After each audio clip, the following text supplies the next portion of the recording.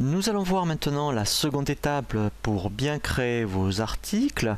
Après avoir vu donc tout ce qui concerne la gestion des gammes, nous allons voir maintenant la notion de dépôt et de localisation. Alors c'est vraiment très important. Alors déjà, si vous avez un magasin,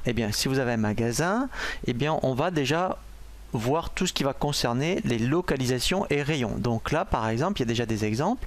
Si vous êtes dans un magasin, vous pouvez avoir donc des rayons. Mettons un rayon, vous voyez, chaussures, donc c'est tout simple, hein. On donne un code et un libellé.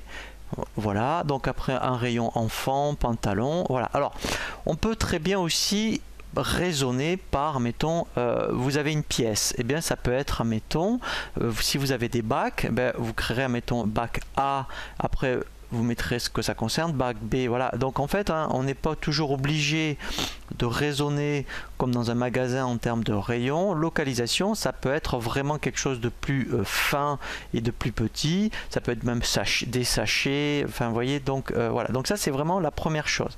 Et ensuite, après effectivement, dans la version EBP Pro de vente, vous avez ce qu'on appelle une notion de dépôt. Donc les dépôts, donc là c'est vraiment, vous voyez, quelque chose de, on va alors, si vous avez alors un magasin, ça peut être donc le magasin et derrière, mettons, votre petit dépôt pour votre stock. Donc dans ce cas-là, vous auriez, vous voyez, on met dépôt principal et on le coche pour le principal, voilà. Et donc vous n'êtes pas obligé de mettre les coordonnées. Par contre, si on raisonne, admettons, par du multi-dépôt, puisqu'après on peut faire du transfert de dépôt à dépôt, et bien là donc on ajouterait, voilà. Alors ça pourrait être, admettons, dépôt, vous voyez, DEP 2, admettons, voilà. Et ensuite, alors soit c'est du multisite, ça pourrait être un dépôt, admettons, à Paris par exemple, voilà. Vous voyez, donc avec les coordonnées postales et même au niveau du téléphone, voilà. Donc s'il y a un interlocuteur, s'il y a un responsable de dépôt, ici vous aurez toutes ces coordonnées, voilà.